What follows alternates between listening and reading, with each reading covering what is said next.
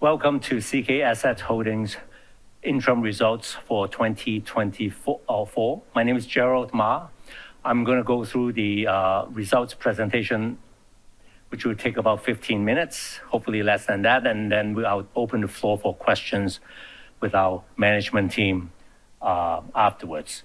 On my right, our chairman, Mr. Victor Lee, and followed by Mr. Edmund Ip, our deputy chairman, and our executive committee member, Mr. Simon Mann. We are all with you today and happy to be showing you our results. Let's go to the presentation, shall we? First half 2024, revenue 34.7 billion, down 4.9%. Profit before IP revaluation 6.7 billion, or $1.91, down 9.1% on a per share basis. IP revaluation 1.8 billion, giving us a profit to shareholders 8.6 billion, or $2.44, down 15.3% on a per share basis. We're happy to declare an interim dividend of 39 cents, down 9.3%, in line with our profit before revaluation. Net book value up 1.4% to $110.23.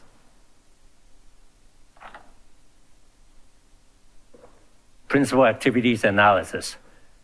87% of our revenue and 82% of our profit contribution is now recurrent in nature, giving us a very strong foundation to move forward. In terms of geographical spread, 39% of contribution from Hong Kong, 8% from the mainland, and 53% from overseas. Turning to divisional performances. We recorded fewer sales recognition in the first half, leading to a lower contribution. Revenue 4.6 billion, profit contribution 1.8 billion, overall margin a solid 39.3%.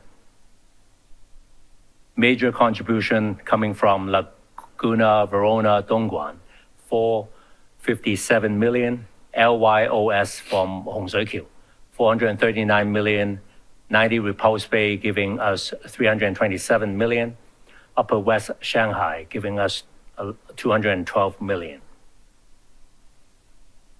So, we recorded solid margins across all markets, 40.1 from Hong Kong, 40.3 from the mainland, and 24.5 from overseas. We still have 28.4 billion of contracted sales, which we have not yet recognized. That is up from 19.4 billion at the end of last year, mainly due to the successful launch of Blue Coast. 5.4 billion of the 28 billion will be recognized or scheduled for recognition in 2024 financial year. Property rental, 3.1 billion of revenue, up 9%. Profit contribution 2.4 billion, up 6%, and a very healthy 78.4% margin. Contribution from our social infrastructure from the UK, 648 million. Cheung Kong Centre, 512 million. Hutchison Logistics Centre, 327 million. And the Whampoa, 325 million. If you look at the different sector, contribution from different sector, from a revenue perspective, retail 971, down 7.6%, office 890, down 7.7%, industrial holding firm at 385 million, social infrastructure up 171% to 648 million, giving us a total of 3.1 billion of revenue contribution. If you look at profit contribution, 1.8 billion from Hong Kong and 139 from the mainland and 489 giving us 2.4 billion of contribution altogether. We have 22.2 million of investment properties in our portfolio and recorded in the first half a fair value increase of 1.4 billion before tax and non-controlling interest. This is a result of the net increase we have in Hong Kong, mainly from Hutchison Logistics Centre, and a revaluation deficits from a number of mainland property assets. The after-tax and after non-controlling interest valuation came to 1.8 billion in the box of the bottom of the box in the middle. Hotels and service suites, we had a solid recovery in both margin and contribution this year. 823 million of profit contribution, up 29%, and margin recovery from 32.7 last year to 38.6 this year. Average occupancy for our daily hotels, 81%, and 88% for our service suites. And to no surprise, Hong Kong is recorded the majority of our contribution, 853 million. Property and project management, we have 264 million square feet under management and a very steady profit contribution of 180 and a very good margin of 40.4%. Our pub operation, again, we have about 2,600 pubs across the UK. The sector is still affected by the high cost pressure and also the slow recovery in terms of volume recovery, and recorded a 5% increase in revenue in the first half and a 2% increase of profit contribution to 597 million. Infrastructure and utility asset division, these are our JVs and the respective percentages. Just to highlight that CK William, which is our Australian joint venture company, also acquired Phoenix Energy in the first half of this year, a Northern Ireland gas network, for £312 million. UK Power Network also acquired UU Solar, a owner-operator of renewable generation assets in the UK in the first half as well, for £88 million. 2024 first half revenue came to 12.6 billion, and contribution came to almost 4.1 billion with a 32.6% margin. You see that Dutch Enviro Energy, which is essentially AVR, had a negative contribution due to a fire incident for one of our facilities last year. I'll turn the rest of the floor to Simon to finish the rest of the presentation. Simon? No, thank you, Gerald. As of 30th of June 2024, the group's interest in real estate investment trusts remain more or less the same. 34.5% in Wishand REIT, which own and manage a portfolio of 11.8 million square feet of hotels and service suites, office and retail properties on the mainland. A 26% in Fortune REIT, which own and manage a portfolio of 3 million square feet of retail properties in Hong Kong and Singapore. A 18% interest in the Prosperity REIT, which own and manage a portfolio of 1.3 million square feet of office, retail, and industrial properties in Hong Kong.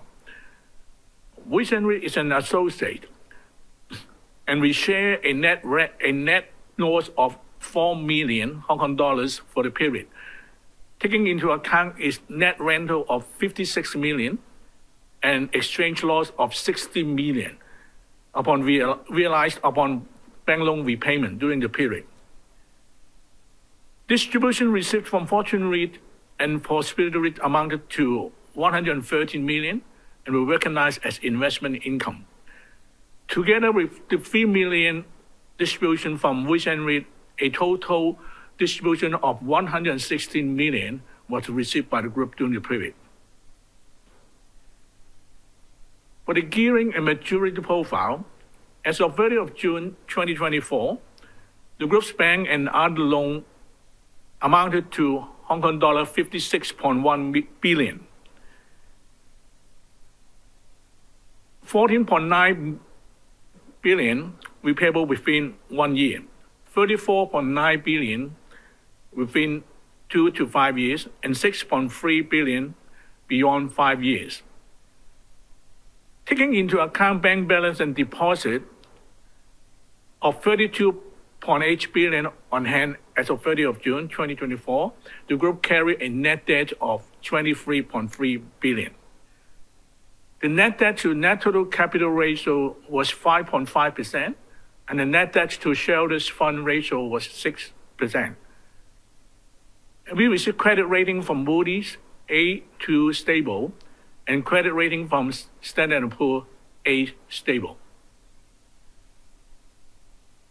As of 30th of June 2024, the group had a total land bank of 132 million square feet. 74 million square feet was under development. 22 million square feet was held for rental. 9 million square feet was for hotel and service suite operation, and 27 million square feet was for pub operation.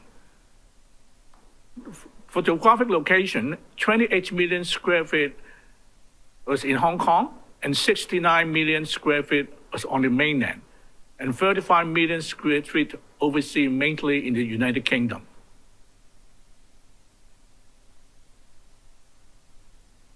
Pass it back to you, Gerald, for Q&A section. Thanks very much, Simon. That was short and sweet, I hope. And now we will open the floor for questions. I can see many of you have joined us online today, and questions have begun flooding in.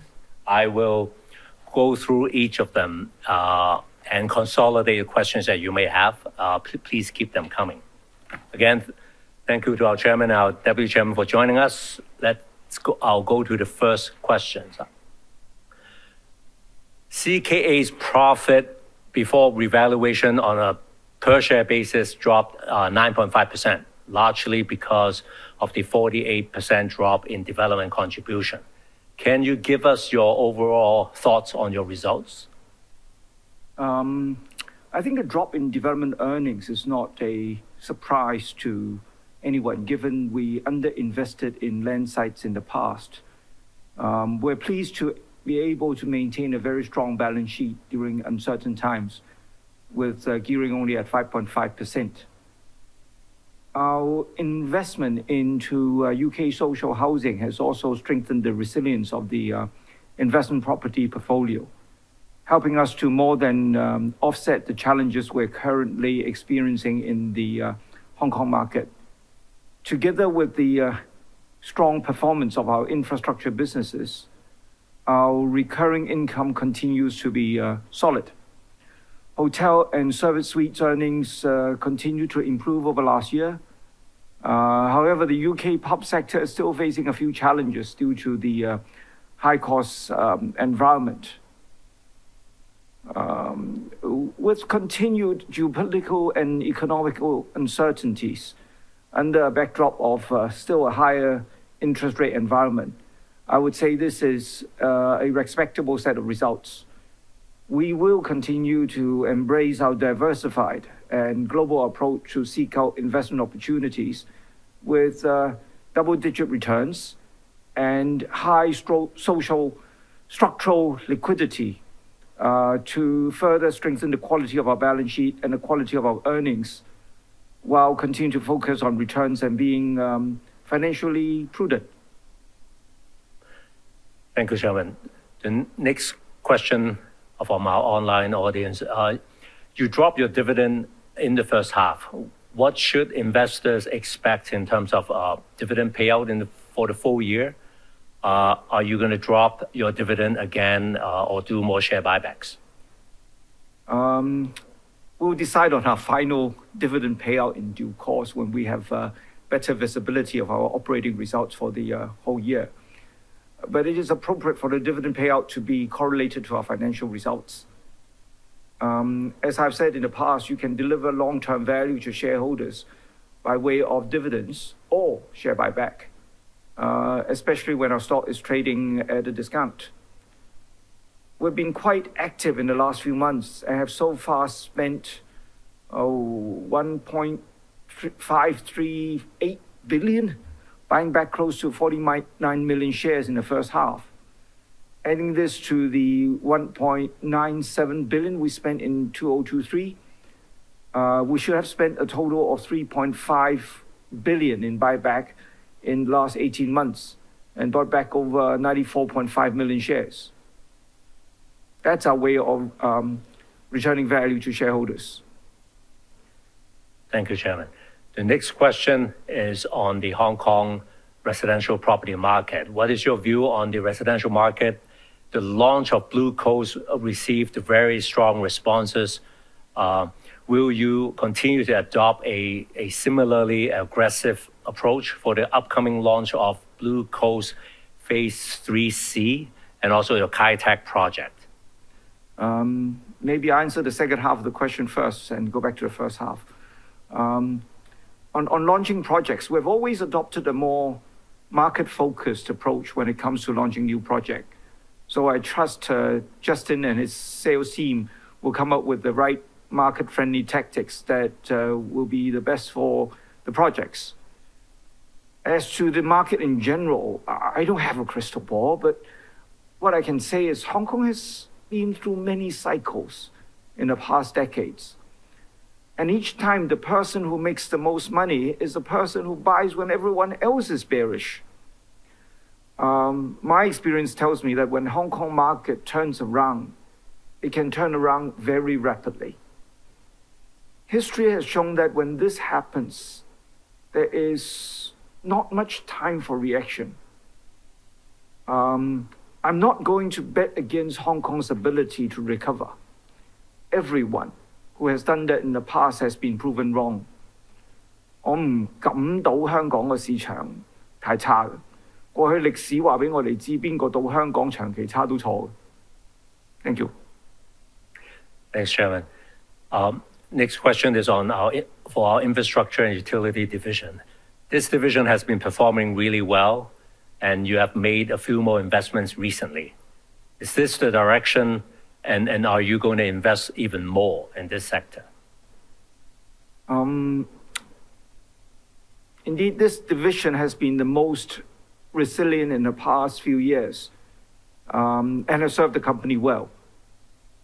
Subject to returns meeting our requirement, we are always interested in doing more.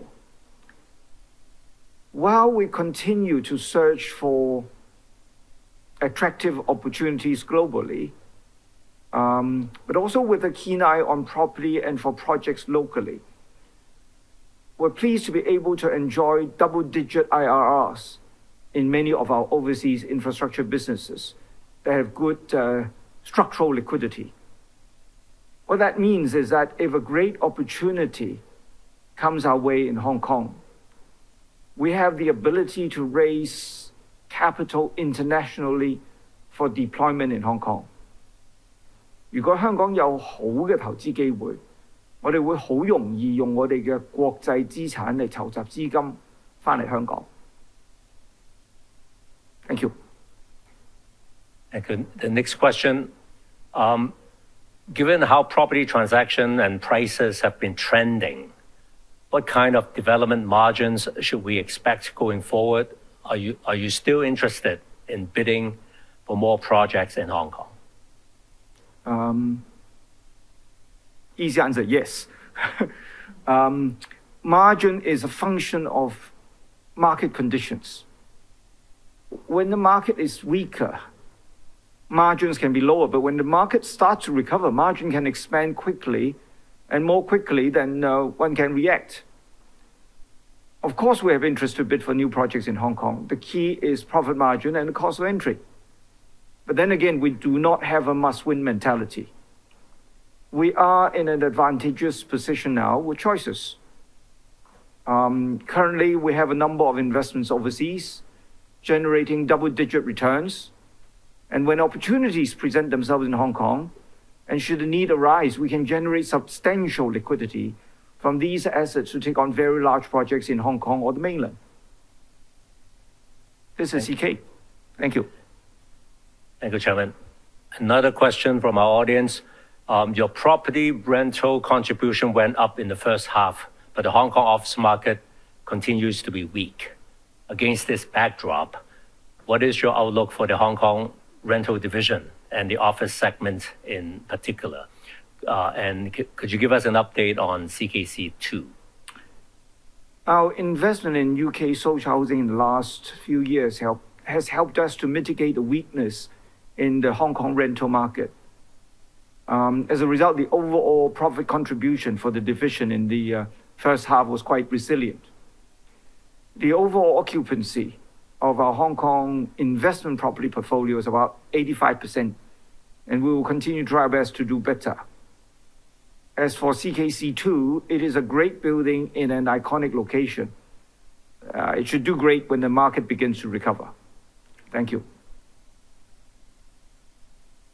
The next question is on revaluation. Are you worried about the negative revaluation pressure for your investment property portfolio? We actually recorded a revaluation surplus of Hong Kong about 1.88 billion in the first half, which is a net result of recording a revaluation surplus for the Hutchison Logistics Centre in Hong Kong and deficits for certain properties on the mainland. I think this result is because we've always taken a more conservative approach than maybe our neighbors, so I think we'll be fine. Next question. Any comments on the performance of your hotel and service suite division?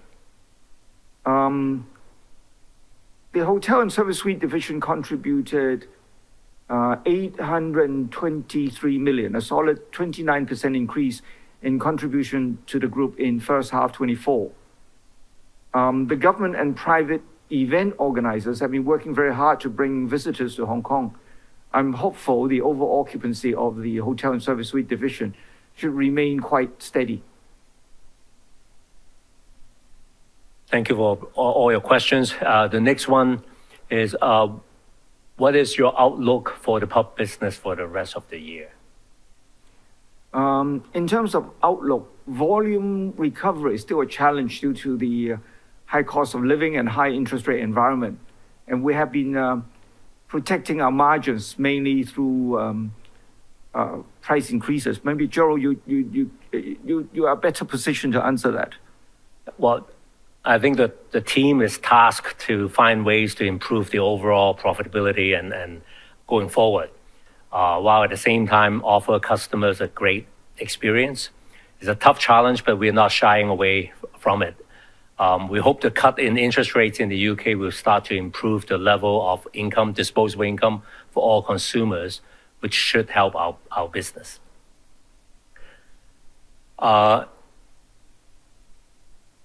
The next question is on our gearing. CKA's gearing remains very low at 5.5% net debt to net total capital. How much will you set aside for new investments? Our gearing is low enough that we do not have to set a cap on new deals. In addition to our low gearing, we also have investments that are structurally quite liquid outside Hong Kong. I've been using this term quite liberally today, structurally quite liquid. We are patient, and there's never a must-win deal. The focus is on the margin available and the cost of entry. Simply said, because of our investments overseas, we have the ability to deploy capital from overseas to Hong Kong or the mainland for mega projects when the opportunity arises. 簡單嚟講，因為我哋有國際資產，所以當香港或者內地有比較龐大嘅投資機會嘅時候，我哋可以有能力隨時動用大量嘅資金翻嚟進行投資。Thank you, Chairman. I believe most of the questions have been answered.